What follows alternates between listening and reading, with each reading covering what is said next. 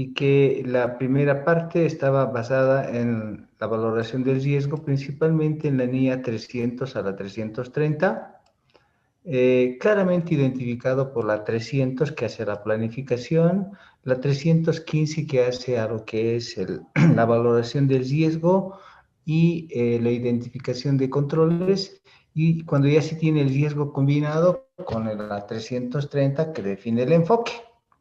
El enfoque significa cuántas pruebas se van a realizar, con qué alcance y de qué tipo. ¿Ok? La respuesta al riesgo no es otra cosa que los procedimientos de auditoría, dado que se ha definido enfocar todo eso en la 330.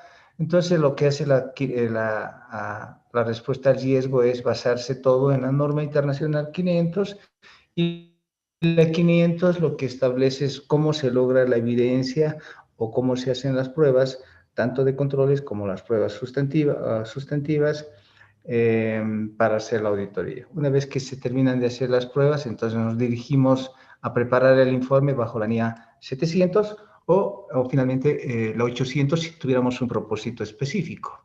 ¿Ok? Bien, entonces todo eso ya lo habíamos hablado, de eso vamos a tomar examen profundamente mañana. Eso lo tienen que saber muy bien, porque si no logran pasar eso, no tiene sentido seguir adelante, ¿no? Ahora, lo otro es que no se realiza un trabajo de auditoría así de un día para el otro. Las normas establecen que hay que hacer actividades previas.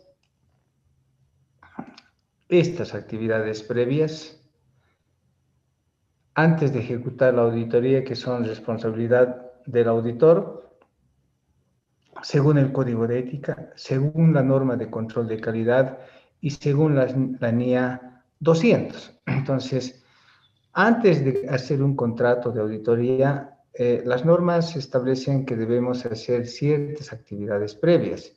A ver, veamos, por ejemplo, en esto que tienen ustedes como documento, las normas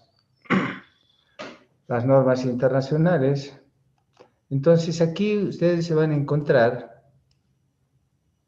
también aquí dentro con las normas de control de calidad, ¿no? Entonces, esas normas de control de calidad, entonces esto hace a pronunciamientos internacionales de control de calidad, y aquí se van a encontrar con una cuestión que es importante.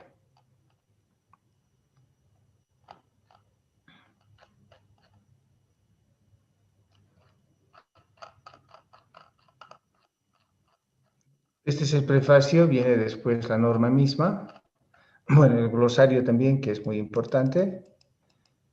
Ahí van a encontrar ustedes todos los conceptos de las definiciones para poder hacer un trabajo.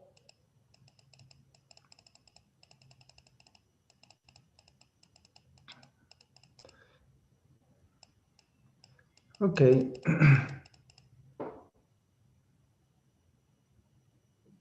Ahora sí.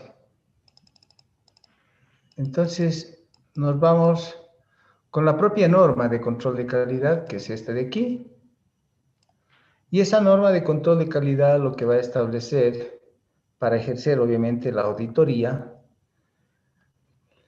va a hacer varios requerimientos en el hecho de que hay que estructurar muy bien la empresa auditora y que tiene que tener claramente definidos los roles, sus valores, las áreas de quienes controlan ética e independencia, quienes establecen el desarrollo de la práctica profesional, quienes ejercen la administración de recursos humanos, todo eso que ustedes han visto, que está en cada una de las partes, ¿no? Y finalmente cómo se realizan los trabajos, los encargos. Previo a eso hay algo que es muy importante, estas dos. Los párrafos 20 a 25 establecen que el auditor, como cuestión previa, como paso previo a realizar un trabajo, debe cumplir con el código de ética y debe cumplir con la norma de independencia, ¿no? Y lo otro es que antes de hacer un trabajo debe hacer una evaluación y continuación de relaciones con clientes y de encargos específicos, ¿ok? Entonces, no es que se hace un trabajo de un día para el otro, no. Hay que hacer previas evaluaciones. Si ustedes les dicen, a ver, vamos a hacer la auditoría de, de Sobose, o vamos a hacer la auditoría del hotel tal, y ese hotel tiene un dueño que se llama el señor Doria Medina, y así. Entonces, uno entra a internet un momento, por ejemplo, es una de las formas, y busca nomás ahí los datos y dice, a ver, buscaremos quién será este señor Doria Medina, ¿no? Y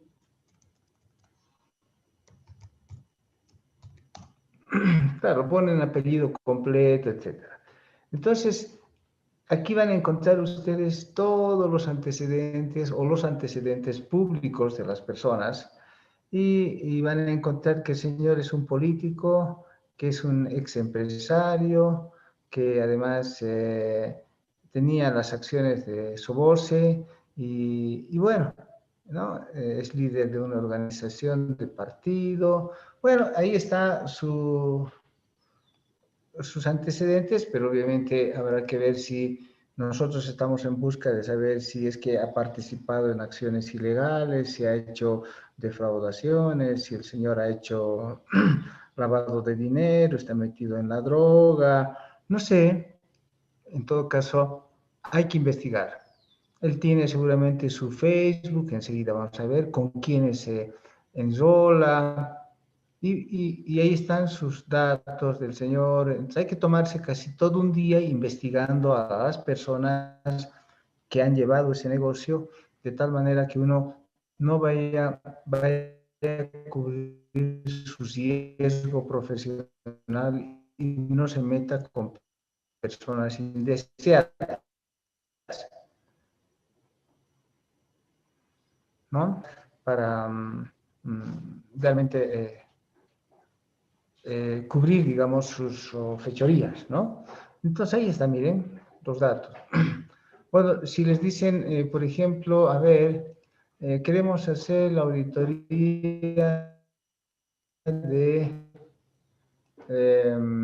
ahorita yo no tengo ese cliente, así que puedo decir Fancesa, ¿no? Si me piden hacer la auditoría de Fancesa, investigo un poco a Fancesa, pero investigo no solamente a la empresa, aquí está Fancesa, no solo investigo a la empresa, sino también quiénes conforman la empresa, qué está pasando con esa empresa y si tiene algunos problemas, ¿no?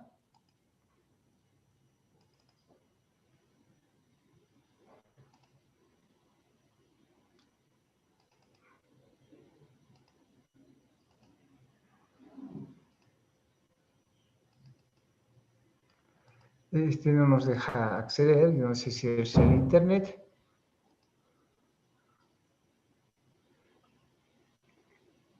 pero aquí le puedo poner Francesa Ejecutivos. Y me va a dar, ahí está la estructura de organización de Francesa. Y vamos a saber quiénes son estos señores, ¿no? Y bueno, habrá que ver qué pasa con los directivos, con los gerentes, quién es el dueño, si no están metidos en cosas extrañas,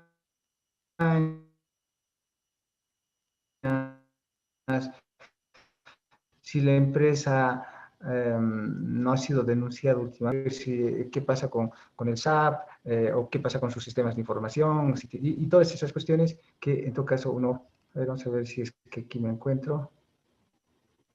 Sí está cargando, el otro no me dejaba cargar, no sé por qué, no me está dejando cargar información de Francesa, pero ahí tengo la memoria, la memoria del 2018, ¿cierto? Pero aquí también voy a encontrar algo de sus ejecutivos. Ahí está el señor Oliver Cortés, que es el presidente, y seguramente más allá deben estar los otros ejecutivos. Ahí están los ejecutivos que manejan esa empresa. Bueno, ahí está el señor Cortés, Zacarías Herrera, pero ¿quiénes hacen la administración? Veamos. Ajá, entonces en la estructura organizacional ahí deben estar estos son los que manejan la empresa y el síndico, que es bien importante. Puedo también un poco tomar en cuenta al síndico principal, que debe ser este señor, para saber si controla bien la administración. Este es el voy a investigar un poco al señor Carlos Marcelo Díaz. Entonces agarro a este señor, hago un copy y lo busco nomás pues en internet, ¿no? Hago una especie de forense público, ¿no? No es un forense cualquiera, estoy tomando la información. Ahí está, ¿ven? El señor es gerente de FANSESA, es gerente general de FANSESA tiene su Facebook, ahorita vamos a ver, ¿no? Además dicta clases en la Universidad Católica. ¿Qué más hace este señor Carlos? ¿No? Aquí está, ahí están todos sus datos personales, qué título profesional tiene. Bueno, ahí está la información. Hoy día estamos hablando de tecnología, ¿no? Antes era difícil porque teníamos que hacer investigación policíaca, qué sé yo. No, ahora tenemos que entrar nomás a la información. Ahí tiene su registro, está registrado como en el mercado de regulados, ¿no? Ya tiene 60 años. Bueno, este es francesa, ¿no? Bueno, de todas maneras, hasta Facebook tiene, hasta puedo saber eh, con qué personas se enrola, quiénes son sus amigos, a ver si tiene amigos que son, eh, ¿no? Y así. Entonces ahí tienen a todos sus amigos en los cuales está él involucrado y pues así me puedo tomar un día o medio día para investigar con quiénes me estoy metiendo. Todo eso lo pide quién. Todo eso está establecido en esto que se llama la aceptación y continuación de clientes en los párrafos 26 al 28. Si quieren una miradita la damos al párrafo 26, 28. Fíjense lo que estoy haciendo. Caramba, me he pasado creo. Ahí está. Lo que estoy queriendo hacer está establecido en la norma. Dice, la firma auditora debe establecer políticas y procedimientos de a quienes acepta y a quienes no acepta. Bien, ¿y qué se hace? Para saber si realmente uno primero tiene competencia para hacer ese trabajo.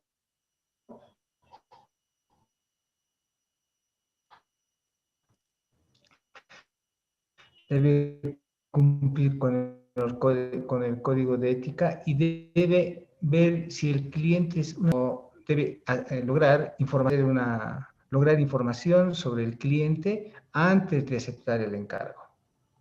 No debe meterse con cualquiera, porque puede ser que al investigar se encuentre que inclusive algunas personas que están detrás de esa sean parientes o amigos y llegue a ser un conflicto de intereses con ustedes.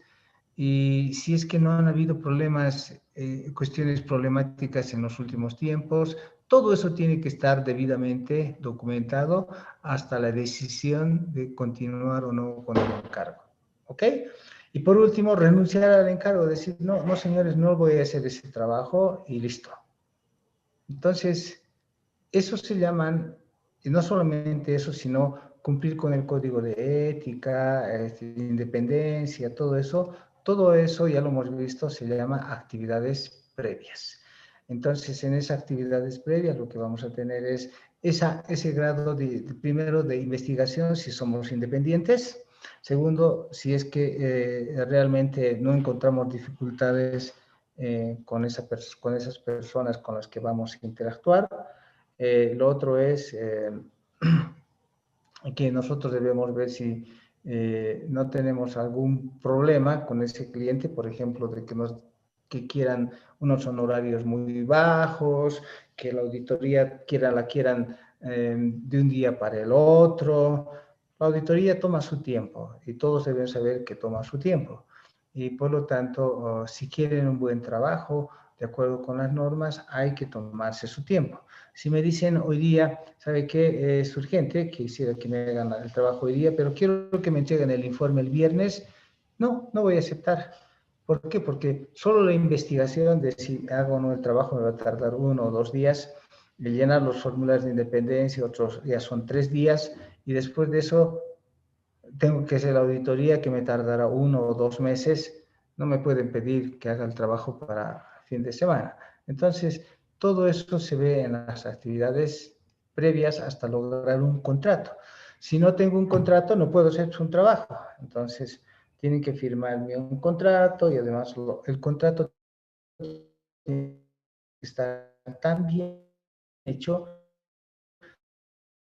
también hecho en el sentido de que, por ejemplo, yo me aseguro de que me paguen. Pues. O sea, de repente me ponen en el contrato como que le pagamos el 50% del otro 50% cuando me entregue el trabajo, el informe de auditoría con dictamen limpio. Eso ya es antiético, eso crea conflicto de intereses y están cuestionando el trabajo del auditor, ¿no? Es decir, si usted me entrega el trabajo, el dictamen limpio, le pago el otro 50%. Básicamente están comprando el dictamen y eso no es ético y no hacemos ese trabajo, ¿ok? Bueno, ahora vamos.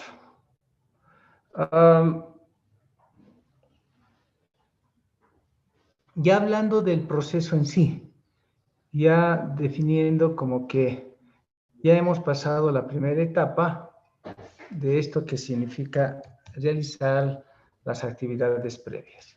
Entonces, ya nos entramos a hacer el trabajo. Voy a borrar esto de aquí. Ya hemos hecho el contrato de auditoría y ahora nos toca hacer el trabajo de auditoría. Solo estoy repasando, ¿no?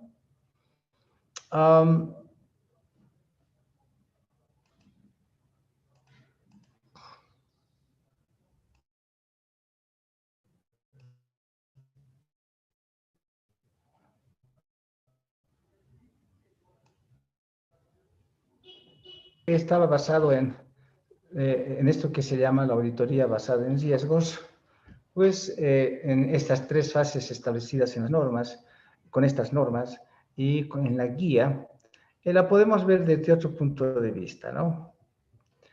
Si aquí yo les busco una guía, ahora una predisposición, que sería un índice de papeles de trabajo a desarrollar, espero encontrar.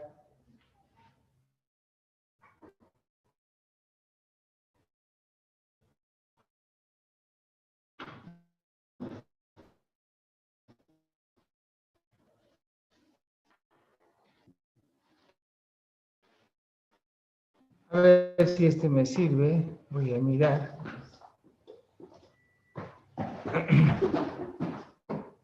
No, ese no me sirve.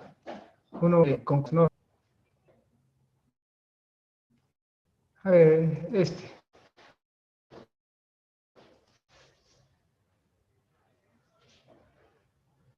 Ups, ya lo tenía, no sé qué ha pasado.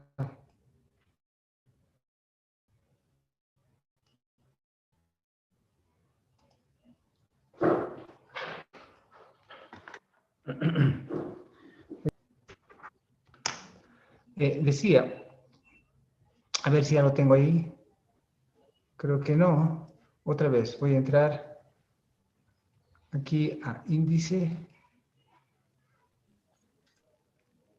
Aquí está.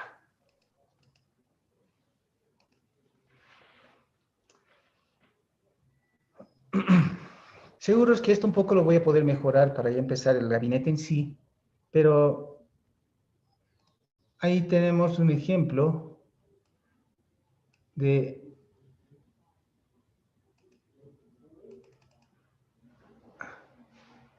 las fases de la auditoría, de qué documentos tenemos que llenar. Entonces, esto ya tienen que empezar a conocer ustedes.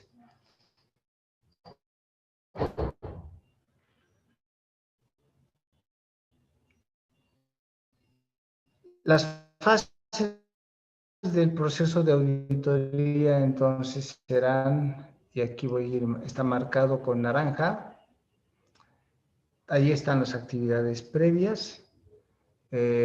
Aquí está el cuestionario de aceptación y confirmación de independencia, la declaración, aquí está la propuesta de auditoría, aquí está definido el contrato, aquí está la declaración de confidencialidad y luego va el control de horas. Y ahora empieza el trabajo de auditoría. El trabajo de auditoría tiene una fase que hace a la planificación y que parte desde el conocimiento del negocio, ¿no? El cálculo de la materialidad, la elaboración de la matriz de riesgo, el análisis de planificación, las cuentas y transacciones que son más relevantes, donde obviamente vamos a descubrir qué políticas contables se tienen, cuáles son sus revelaciones con relación a las políticas contables, sus procesos, sus procedimientos, etcétera, ¿no? Esas son las cuentas. Estamos en la fase 1 de planeación y después va a venir como fase el control interno, todo lo que hace a las pruebas de control interno, proceso por proceso, y como cuarta fase va a venir las pruebas sustantivas de cada uno de los saldos de cuenta y clases de transacciones. Ahí, por ejemplo, las cuentas por cobrar, el efectivo y así. Y para después, en la última fase, preparar el informe. Pero preparar el informe no solamente es armar el informe, hay que volver a calcular la materialidad, otra vez hay que reevaluar los riesgos, hacer procedimientos analíticos, inclusive a esos 40, que son los asientos inusuales. Y hasta llegar a un punto de resumir los hallazgos que hubiéramos tenido, las diferencias de auditoría, hacer una lista de revelaciones contables, hacer un análisis de eventos posteriores, hasta lograr el informe del auditor y revisar en última instancia, antes de que sea publicada, los estados financieros y notas a los estados financieros. De eso estamos hablando, de este proceso que tiene muchos documentos que enseguida vamos a volver a retomar, pero ese es este proceso. Entonces lo que hacemos es decir, vamos a entrar en una fase de planeación. Tal vez si tomamos ese índice, podemos hacer algunas pequeñas modificaciones en el sentido de que esta fase de planeación tiene, a ver, lo veremos de otra manera. Fíjense, primero voy a repasar todo esto. En esta fase de planeación, la parte de preparación de programas, la evidencia, resumen de hallazgos, hasta lograr el informe de auditoría. Bien, voy a ser inclusive un poquito más claro, ¿sí? Lo más importante de la fase de planeación, lo más importante de esta fase de planeación, ¿ok? Tiene en realidad tres momentos especiales. Hay muchos documentos que llenar, pero lo más importante en esta fase de planeación es conocer profundamente el negocio, ¿no? Lo segundo trascendente de esta fase de planeación es que deben identificarse los saldos de cuenta y transacciones significativas, como lo requiere la NIA 315, párrafo A129. ¿Ok? Ahí está esto y ahí les va a establecer y va a decir cómo debe identificarse los saldos de cuenta y transacciones que son las más significativas. Luego, la NIA 330 va a definir, en ese caso ya tengamos el enfoque. Bien, entonces en todo esto, como arriba se ponía, como arriba habíamos puesto, entonces esto lo van a encontrar ustedes, esto lo van a encontrar, caramba,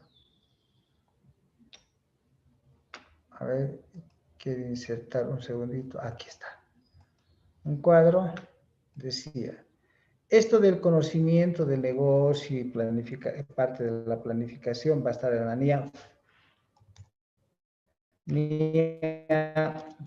300. Bien, después se van a encontrar con que es necesario, entre otros procedimientos, todo esto que es identificar los saldos de cuenta y transacciones significativas. Eso está en la NIA 315. Luego, ya cuando tengan todo claro, con otros procedimientos adicionales, van a definir el enfoque de auditoría, que no es otra cosa, ya les decía, de definir cuántas pruebas se van a realizar, proyectando las pruebas, ¿no? Y eso está en la NIA 330. ¿Ok? Entonces, toda esta fase de planeación compone el conocimiento profundo del negocio, la identificación de los saldos de cuenta y transacciones significativas. Aquí podemos ser hasta un poco más precisos y decir, eso está en la A129 de la NIA 315. ¿Ok? Y definir qué pruebas vamos a realizar, eso se llama enfoque. Hasta ahí preguntas, por favor. Preguntas, jóvenes, porque mañana yo voy a ser muy profundo y ahí sí los que se aplacen se aplazarán nomás. Licenciado, buen día. Sí, buen día. Respecto al conocimiento del negocio, en la Sí. 315 menciona de que esto depende del juicio comercial del auditor, es decir, cuál es el grado de conocimiento necesario que se debe tener de la entidad. Se lo digo porque, digamos, para evitar trabajo innecesario. Entonces, ¿qué puntos o algunos conocimientos clave tiene de la entidad auditada? A ver, cuando lo que se trata es de conocer el negocio, que lo vamos a ver a la luz de la NIA, perdón, de la guía, les va a decir, identifique los factores internos y externos que hacen al negocio. ¿Ok? Y busque la información interna y externa. Ahora, para que eso sea algo preciso, que no sea disperso, entonces ustedes tienen que tratar de utilizar las mejores técnicas administrativas, partiendo de lo que es, yo no sé si tengo aquí un gráfico, aquí, partiendo de que para conocer un negocio, ustedes tienen que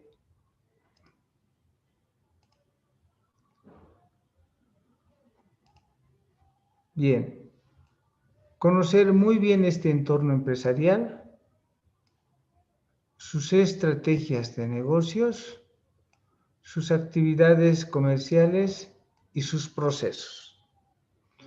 Cuando ustedes conozcan bien el entorno empresarial, las estrategias y los procesos, que aquí creo que está mejor, no tengo otro lugar mejor ahorita, entonces, pues ese rato es cuando ustedes van a decir, ya conozco el negocio y creo que aquí están los riesgos.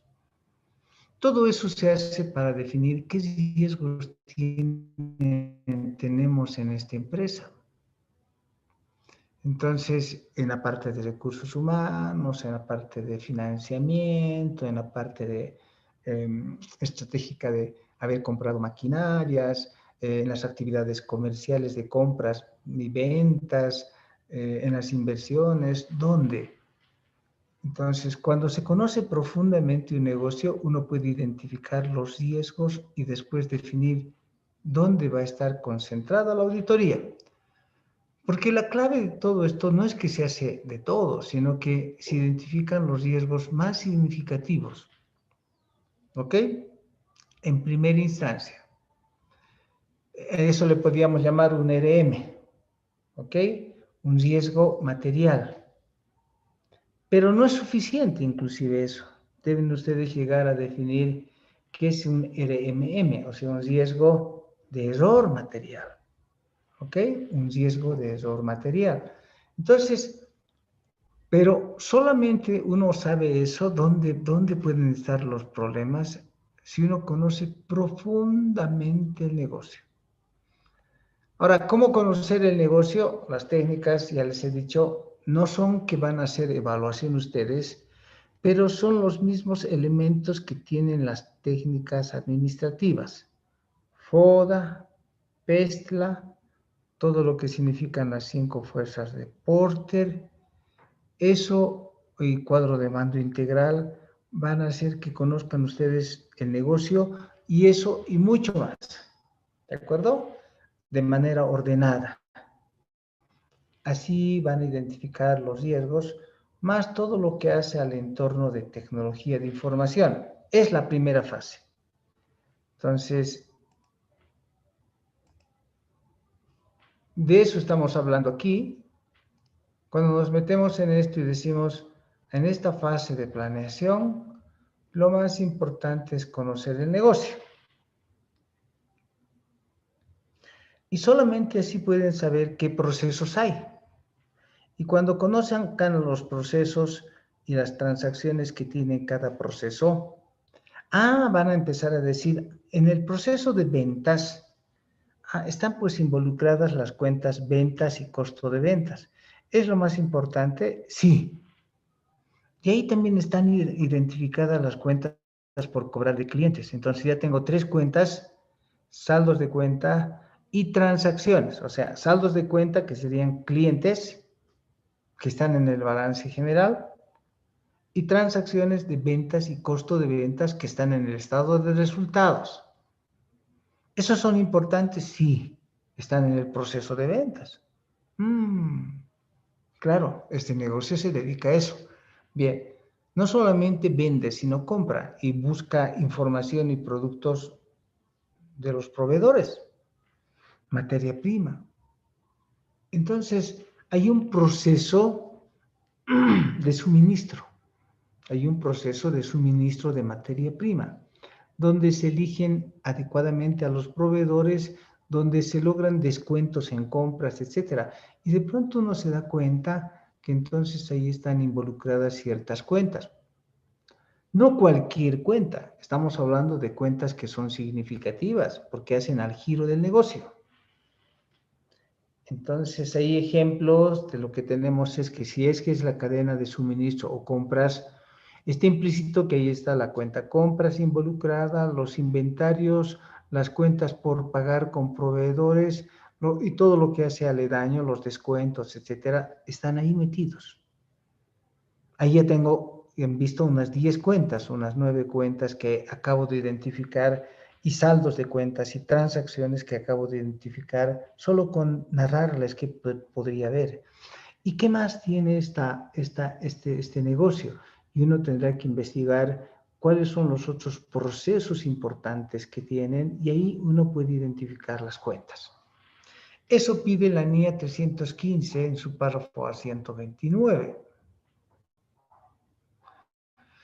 Y ahí con eso podemos decir, esta empresa tiene controles, ¿no? Como hemos investigado, todavía no hemos hecho ninguna prueba, pero ya sabemos que hay controles, etcétera, ¿no?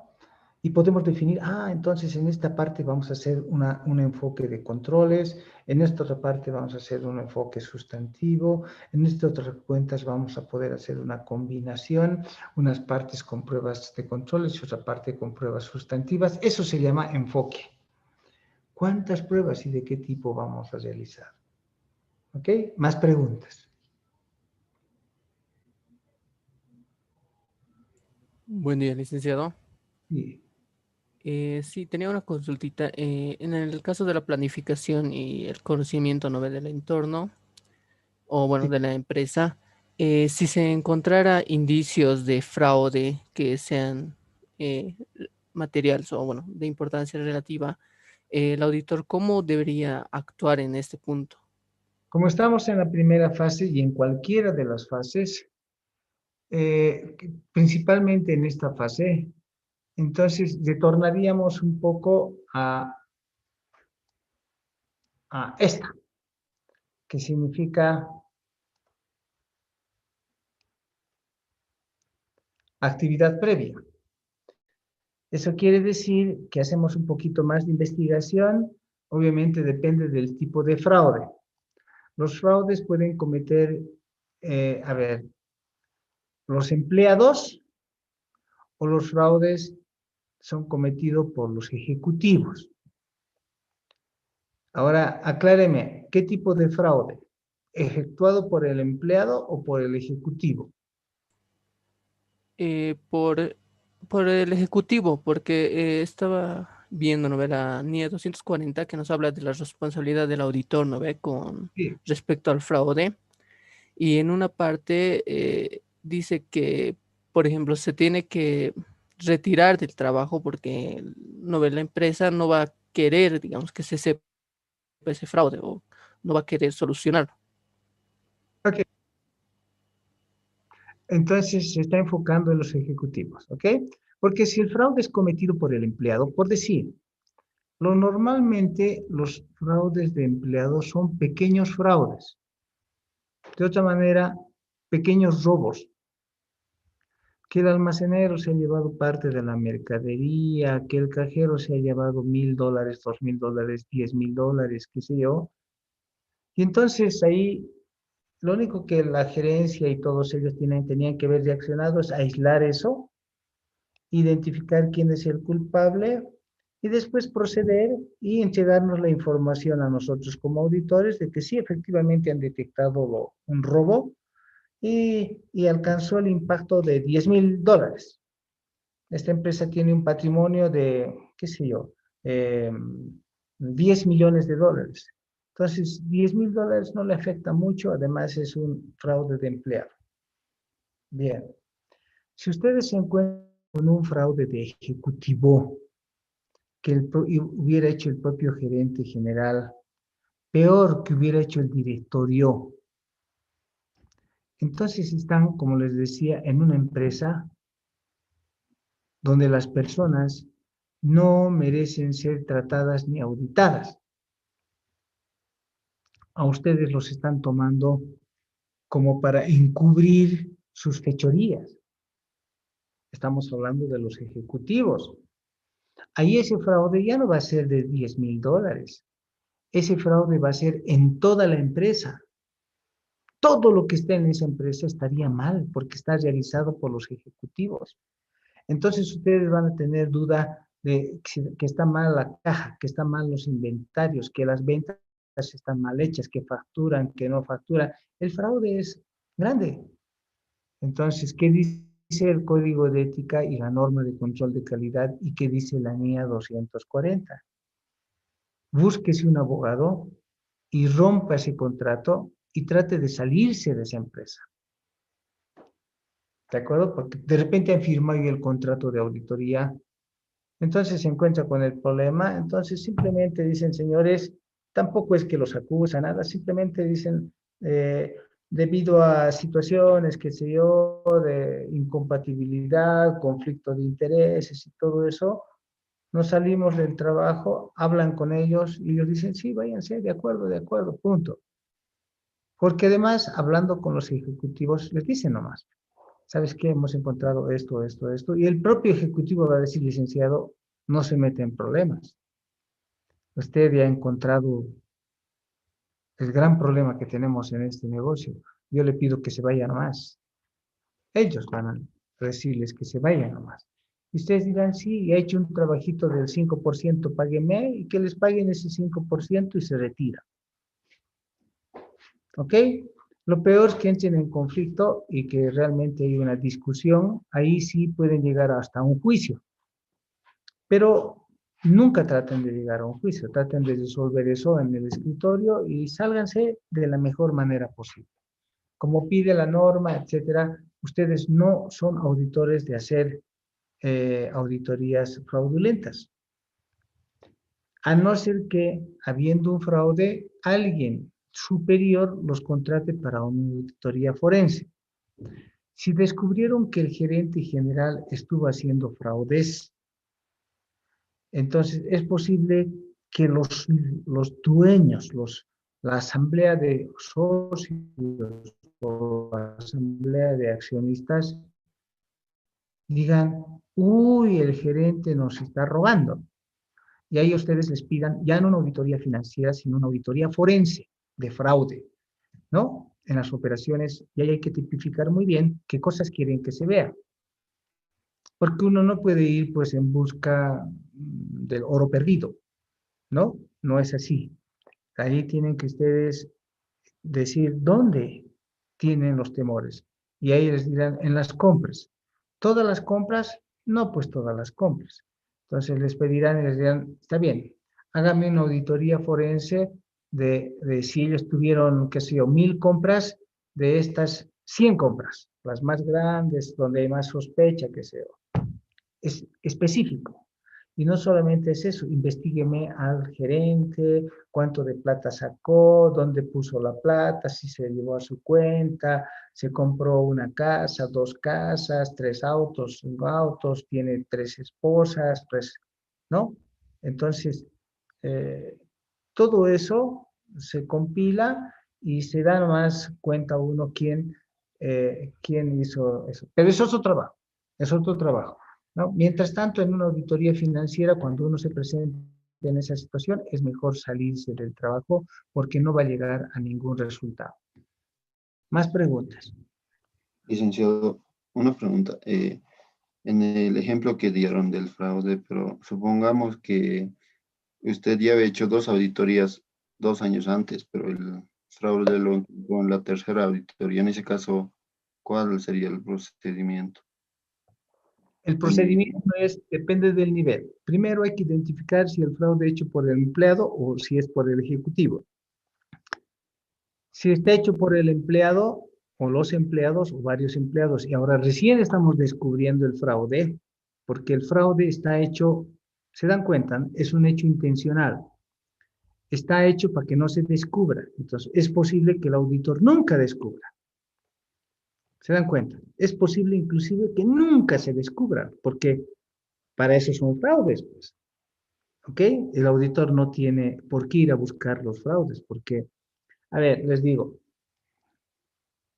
situaciones complejas en que a veces me he encontrado. En ese caso estamos hablando de un fraude de ejecutivos. ¿Ok? Esta empresa trabajaba en 2 turnos, esta fábrica, ¿no? Una fábrica de cualquier cosa, pero es hasta un producto muy conocido. Un día de esos, no sé por qué razón, estuvimos pasando por la fábrica a eso de las 3 de la mañana. ¿Ok? Y las luces de la fábrica estaban prendidas. Qué extraño, ¿no? Entonces dijimos, a ver, veremos qué pasa mañana.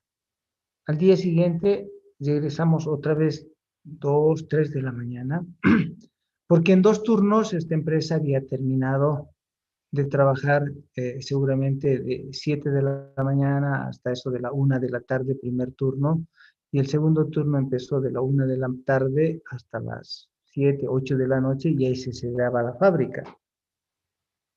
Entonces, Otra vez volvimos 2 veces a la fábrica, 2 de la mañana, y las luces prendidas, y la fábrica estaba trabajando.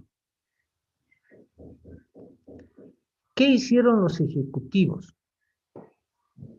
Habían agarrado, este era un producto muy conocido, como les digo, y pues tenían otros almacenes por separado, otras compras por separado, ¿no? Otras ventas por separado del mismo producto, de su mismo producto.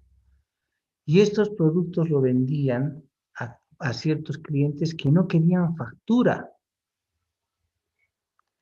Por lo tanto, ellos no pagaban impuestos, nada, y ciertos ejecutivos sacaban unas ganancias, inclusive más ganancia que sus propias operaciones normales. Hasta llevaban seguramente por separado su contabilidad. Eso quiere decir que todas esas compras, materias primas, almacenes por separado, como si fuese una fábrica por separado, no estaban pues, en la contabilidad. El auditor nunca iba a descubrir. Y digamos que hemos hecho, como dice su compañero, ya 2 años la auditoría. Y deciden, por alguna razón, uno descubre que trabajaban un tercer turno nunca declarado, contabilidad separada, almacenes separados, etcétera, etcétera. ¿Qué hace? Dice su compañero. Entonces, un poquito más investigamos. ¿Cuál es el nivel? ¿No? Bueno, si llegan a un punto en el que eso estaba haciendo por el gerente general, y si llegan a un punto, eso que estaban haciendo desde el directorio, los dueños inclusive, ustedes al día siguiente piden una reunión con ellos, y ¿saben qué creen que va a pasar? Primero que se van a enojar. Segundo, si son sinvergüenzas, les van a decir, pero licenciado, déjelo pasar, ¿no? Y lo otro es que digan, ya licenciado, nos han descubierto, ahí termina su trabajo, le pago hasta donde ha llegado, por favor, licenciado, váyase. Y van a ir a contratar otro auditor que no conoce de ese asunto. ¿Se dan cuenta, no? Un auditor que nunca va a descubrir el tercer turno. Y ahí tienen que salirse ustedes y decir, ya, muchas gracias, me voy. Y como si nunca los hubieran contratado. Porque usted habrá denunciado eso hasta los niveles que correspondan. Y si esos niveles estaban corruptos, entonces usted tiene que salirse de ese trabajo. ¿Ok? Más preguntas.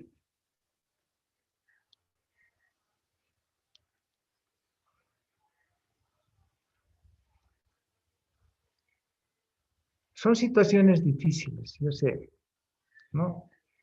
No se espera nunca que uno cuando entra a trabajar a hacer una auditoría, mire pues a los ejecutivos, a todos como si fuesen ladrones. No, señores, todo lo contrario.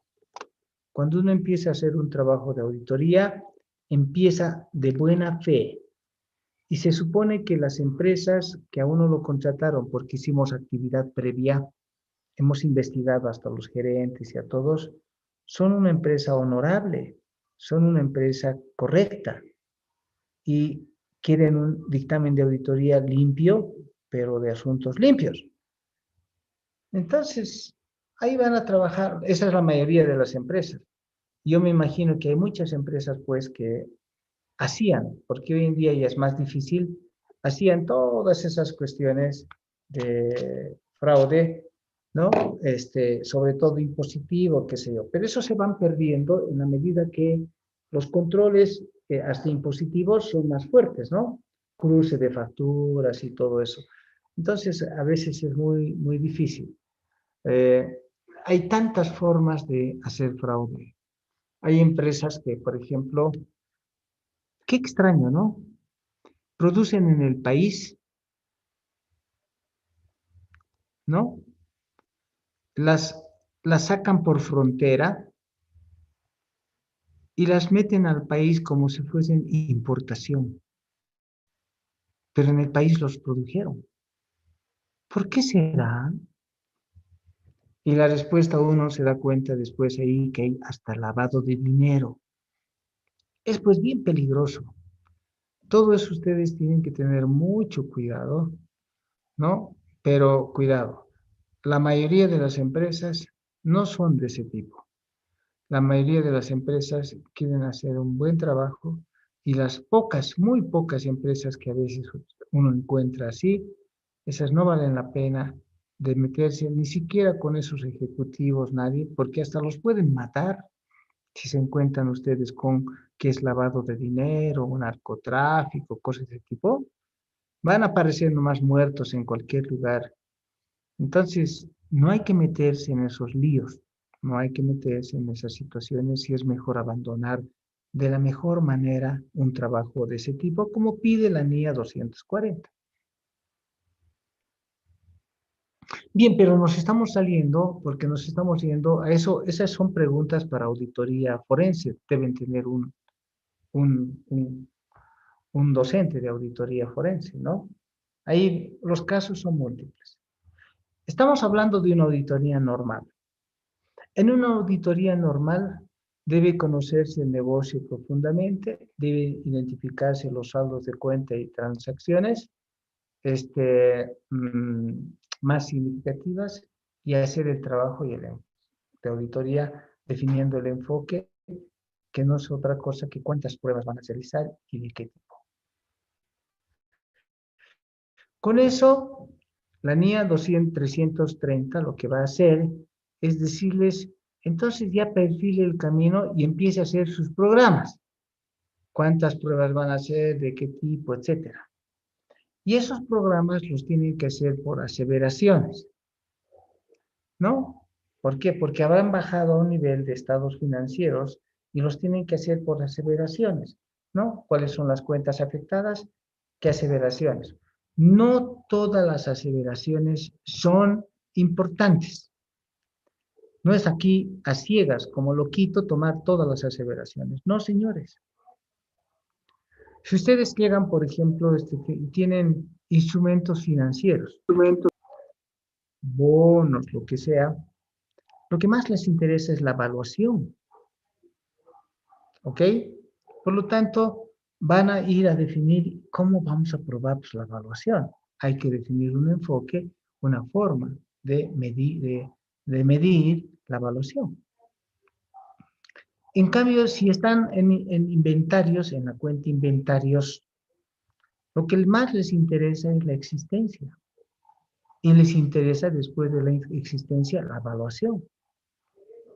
Entonces, y si esos inventarios tienen mucho movimiento, entonces les interesa también mucho la integridad. Si están analizando la cuenta ventas o ingresos que tienen miles de transacciones, lo que más les interesa es la integridad. ¿Estarán todas las ventas registradas? Entonces, hay que armar programas. Hay que definir esto del enfoque en papeles. Eso se llama, por ciclos de transacción y por aseveraciones. No todas las aseveraciones son importantes. Deben seleccionar a las aseveraciones más significativas, de tal manera que, habiendo identificado las cuentas significativas, y ahora de esas cuentas significativas, ustedes tienen las aseveraciones más relevantes, entonces están haciendo un trabajo con eficiencia, ¿no? Están seleccionando lo más significativo para este trabajo.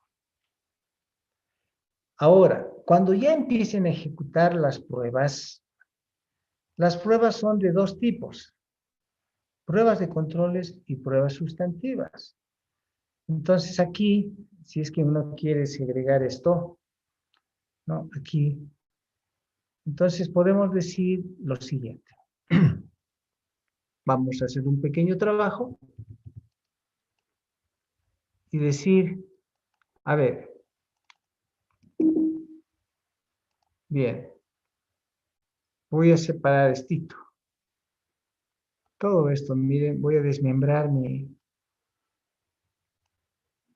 procesito. Bien, todo esto, valoración del riesgo, etcétera, va a ser a la planeación. Espero que haga de mejor esto. Creo que no está agarrando totalmente. Veamos si... Ah, no, es que está de otra manera. Bien, debe estar en grupo, lo voy a desagrupar. No, tampoco me permite. Pero bueno, a ver, esta parte sí. Bien, entonces voy a tratar de mover eso y decir, aquí está la planeación y podré decir que inclusive los programas bajo estas circunstancias son parte de la planeación. ¿Ok? Voy a achicar un poco esto, voy a trabajar esto con ustedes porque ya esto es parte de lo que vamos a hacer hacia el futuro con ustedes. ¿Ok? Ahora sí. Entonces, todo esto de la valoración del riesgo va a estar compuesto de la propia planeación y los programas.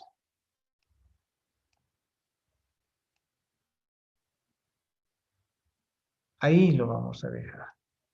¿Ok? Todo esto que hace a la propia planeación, voy a agarrar aquí, lo voy a hacer bonito para que ustedes tengan una buena clarificación de lo que queremos hacer. ¿Ok? Decíamos, ¿con qué color estaba eso antes? Blanco nomás. El borde era guindo. Entonces, el borde era guindo, esto era sin relleno. Y este borde era más gruesito para que tengamos la misma figura que hace rato estábamos viendo.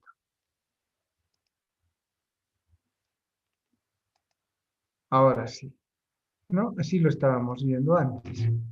Eso es. Ahora decíamos, la planeación y en sí y los programas hacen a la valoración del riesgo. Eso es lo que quería reflejar. ¿Está bien? Están ahí. Y la respuesta al riesgo es la pregunta. ¿Qué es lo que quería desglosar? Ahora, toda esta parte la quiero poner por separado. Esto del proceso lo voy a retirar un poquito, que me está perjudicando. Ahora sí.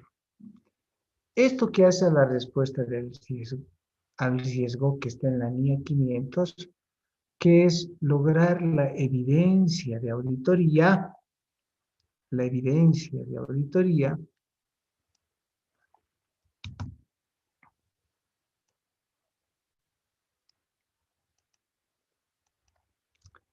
tiene dos partes. Voy a aprovechar esto y voy a decir, perdón, para que entre un poquito mejor esto, lo voy a checar. Bien, voy a trabajar con esto.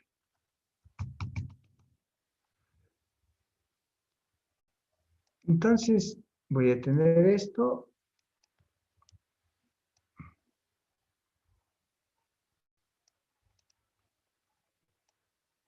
Aquí van a estar los programas.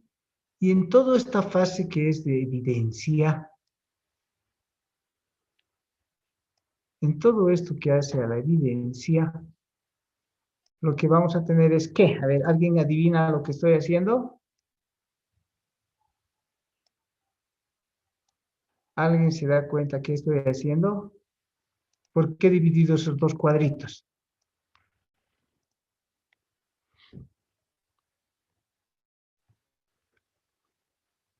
Porque debo hacer pruebas. ¿Cuáles son las pruebas que se hacen en auditoría? Pruebas sustantivas y pruebas de controles. Ajá. ¿Cuál es la primera y cuál es la segunda? ¿Qué se hace primero y qué se hace después? Pruebas de controles. Ajá.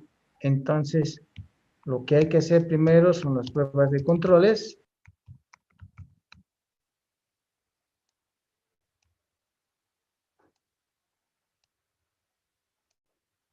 Bien, eso es lo que quería hacer. Y luego, recién hacer las pruebas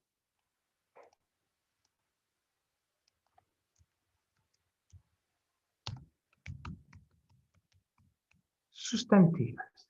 ¿Ok? Ya de esa manera lo borro esto.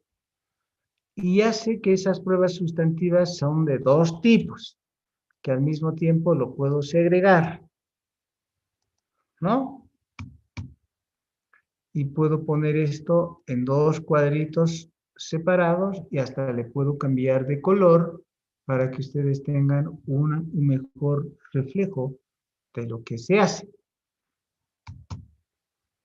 Y entonces estas pruebas, que son las pruebas sustantivas,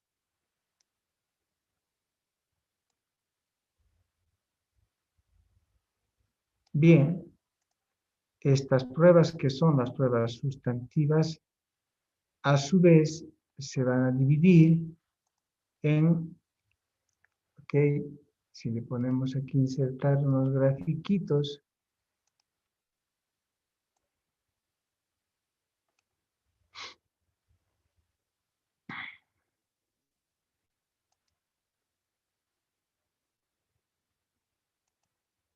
bien, estos gráficos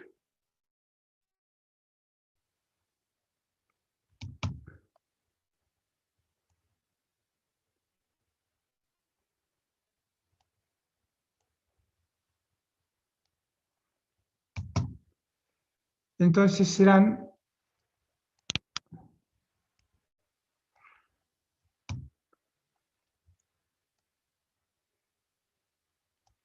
ok, esas pruebas sustantivas serán de dos tipos.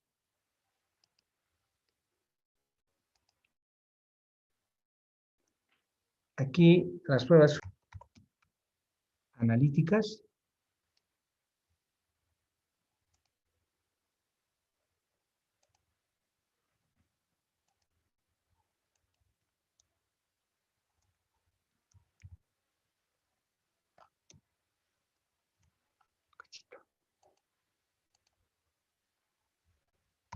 Ahora sí. Y luego las pruebas de detalle. Bien, eso es lo que tenemos para efectuar en la auditoría. Bien, entonces, cuando yo les he mostrado, ¿se dan cuenta? Les he mostrado esto, dijimos, vamos a llenar estos papeles de trabajo con actividades previas. Segundo, vamos a hacer la planificación en dos. Entonces aquí lo que les estoy poniendo aquí es, esto va a estar, todos estos papeles de trabajo, hasta los programas, van a estar en dos. ¿Ok? Bien, con sus programas en dos. Digamos que esto lo voy a poner como secundario. Bien, con sus programas. ¿De acuerdo? Y luego entramos a tres. Entonces, digamos, la planeación va a ser dos. Las pruebas de controles van a ser tres. Las pruebas sustantivas van a ser cuatro. Y finalmente, preparar el informe va a ser, que le vamos a dar aquí su toque, con el resumen de hallazgos y otras pruebas, y pruebas complementarias. Pruebas complementarias va a ser el 5. ¿De acuerdo? 2, 3, 4, 5. Así vamos a archivar nuestros papeles de trabajo y este va a ser el índice. 2, planificación. Todos esos papeles tenemos que llenar. 3, controles internos. Todos estos papeles vamos a llenar. Son pruebas de control interno, por si acaso. Por ciclo de transacción. 4, las pruebas sustantivas, ya sea analíticas o pruebas de detalle, ¿no? Ahí va, por cada uno de los procesos y cuentas que están involucradas. Y finalmente 5 van a ser la preparación de informes, incluidos todos estos asuntos que tienen que ver, ¿ok?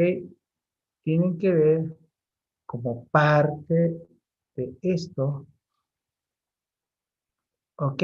Como parte de esto que es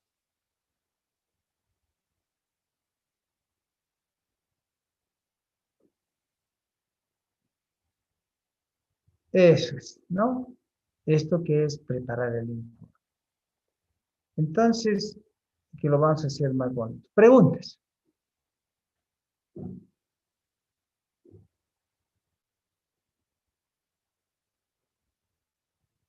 Entonces, a ver, le voy a poner aquí para que ustedes tengan una mejor, ¿no? Mejor identificación. Uno de estos rojitos. Y ese rojo vamos a hacer coincidir con nuestro preparación de informe, se llama. Entonces, aquí lo que vamos a decir, esto entonces es el 5 y este 5, para que tengamos claro con nuestros papeles de trabajo, va a ser informes. ¿Ok? La preparación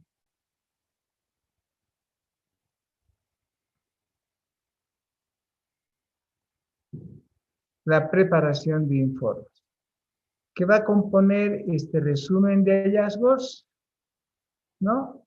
Que los problemas que se pueden presentar son de estos tipos, hasta lograr la opinión de auditoría, que puede ser una opinión limpia, etcétera. Pero antes, lo más importante es que hay una cantidad de procedimientos que deben realizarse y que son los que los estoy poniendo ahí. ¿Ok? Tal vez debería tomar esto y copiar y poner en otro lugar, ¿no? Hacer un pegado especial. ¿Dónde estuvo? Aquí. Entonces, esto lo borramos. Y estas son las actividades que deberían estar aquí. Ahora sí. ¿Ok?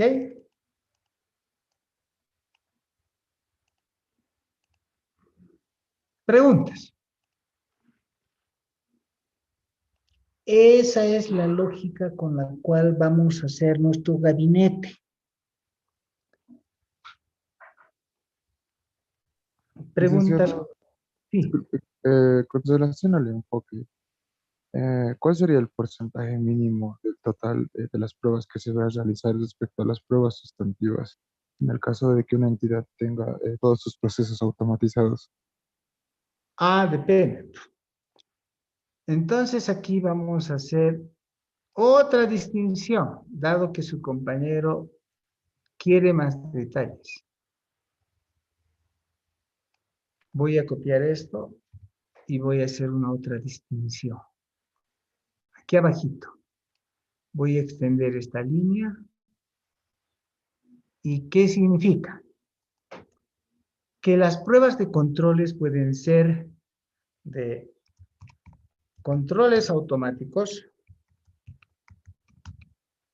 y las pruebas pueden ser de controles manuales. ¿Ok? La norma va a decir que si estos controles son realmente automatizados, esos controles van a ser realmente automatizados, ¿ok? Entonces, es probable que solo tengamos que hacer una prueba, solo una prueba de control. No necesitamos sacar muestras, nada. ¿Por qué? Porque estamos probando el sistema que está sistematizado. Si tenemos que hacer pruebas de controles manuales, ahí la cosa va a cambiar. ¿Por qué? Porque en ese caso las pruebas pueden ser muchas, mínimo, dependiendo de la frecuencia. Si la frecuencia es diaria, no, recurrente, mínimo 25. Si es diaria, es menos. Si es semanal, es menos. Si el control es anual, es uno solo. Entonces, todo depende. Esas tablitas las vamos a tener cuando estemos aplicando y tengamos la guía de hacer eso. Vamos a tener una guía expresa de cómo hacer eso. Si ustedes quieren, les muestro hasta la guía porque ya está lista. ¿No? No, no es esta.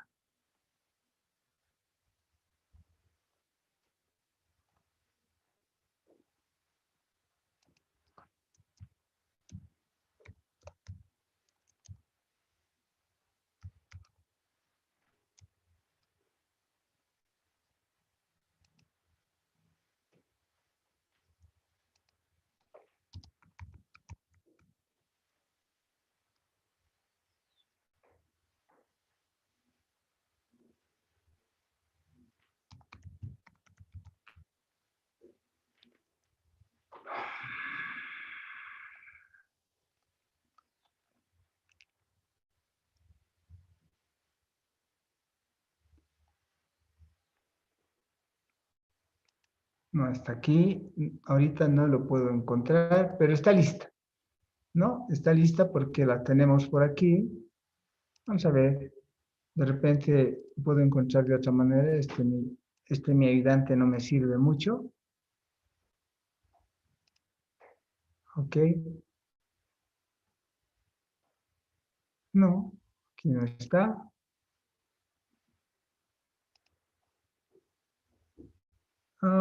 Les voy a mostrar esa guía para que ustedes tengan ya el dato y sepan, aquí debo tener.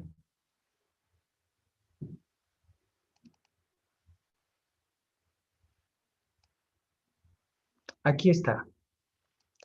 Esta guía de auditoría para la evaluación de esos procesos clave y saber cuántas pruebas vamos a realizar y cómo las vamos a identificar, que obviamente esta guía se las voy a pasar, van a tener ustedes a la mano. En la última parte les van a decir, ¿cuál es pues la frecuencia de sus controles?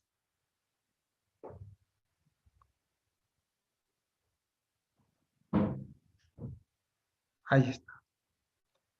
Primero, ¿qué tipo de control es? Si el control es manual o si el control es automático. Aquí está un automático, ¿ve? Aquí el control es automático. Depende si es manual o automático para definir cuántas pruebas vamos a realizar. Aquí debe estar abajo ya solamente como una vista general. Una tablita. Ahí está. ¿Se dan cuenta? Si es que el riesgo inherente es bajo o si el riesgo inherente es moderado, etcétera. Entonces, van a ser, si es anual, una prueba. Si es semestral, una prueba. Si es bimensual, 3 pruebas. Si es mensual, 5 pruebas. Si es quincenal, 5 pruebas. Si es semanal, 6 pruebas. Si es diario, 25 pruebas. Si es más que diario, 30 pruebas. ¿Ok? Esta tabla es la que va a definir cuántas pruebas de controles vamos a realizar. Pero un poco les muestro solo para que ustedes tengan la visión de la pregunta que hizo su compañero. Yo no le puedo decir exactamente cuántas pruebas. Primero tenemos que saber si el control es manual o qué tipo. Y dependiendo de ese resultado en el enfoque, recién vamos a saber cuántas pruebas analíticas y cuántas pruebas de detalle. Eso ya va a estar en el tomo 2 de la guía. Más preguntas.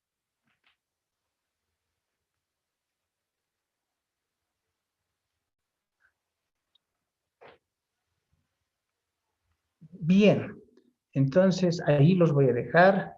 Voy a grabar esto, porque la otra vez creo que no he grabado bien. Y hoy día es apuntes del día 20, 26, licenciado. 26 de febrero. Apuntes del día, caramba. 26 de febrero. Y habríamos llegado hasta por aquí, que es lo que otra parte que ya les voy a mañana explicar.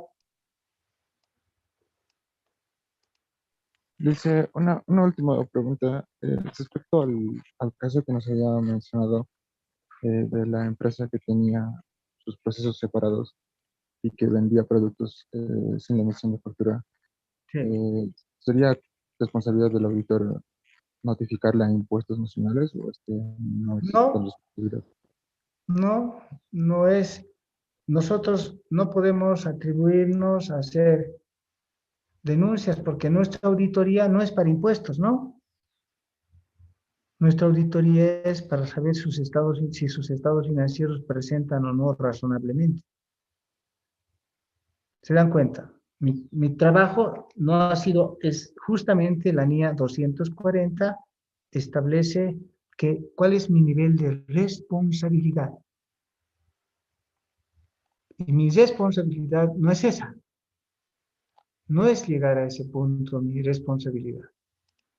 Yo no he ido a ser policía ni nada, ni he sido fiscalizador ni nada. Eso lo detectarán los fiscalizadores de impuestos cuando vayan a hacer la auditoría impositiva.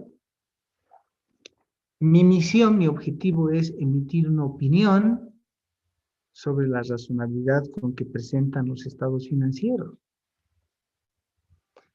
Es igualito como que ustedes, a ver, ¿cuántos de ustedes han visto un robo? ¿Cuántos de ustedes han visto si el vecino paga o no sus impuestos? ¿Cuántos de ustedes han visto si el vecino echa o no la basura en la calle o donde sea?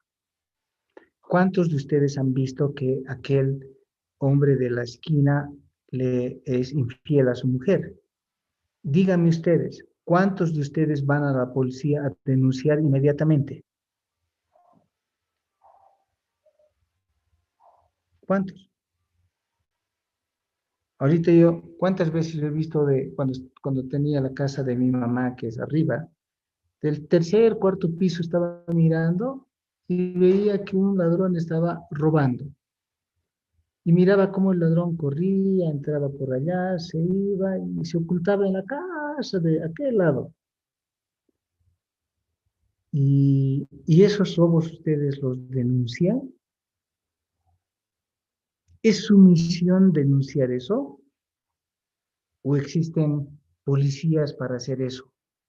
¿Acaso no hay seguridad ciudadana para eso? Esto es algo parecido.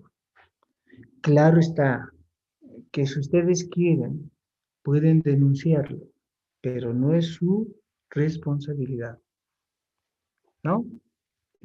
¿Cuál es el nivel? Ustedes deben, si es que es un robo de empleado, hablan con los ejecutivos. Y los ejecutivos dicen, y ustedes ni siquiera dicen, he encontrado un robo. Nada, nunca, jamás. Lo que dicen ustedes es, hecho el arqueo de caja, tenía que ver en caja según libros 100,000, y cuando he arqueado solamente 80,000 bolivianos.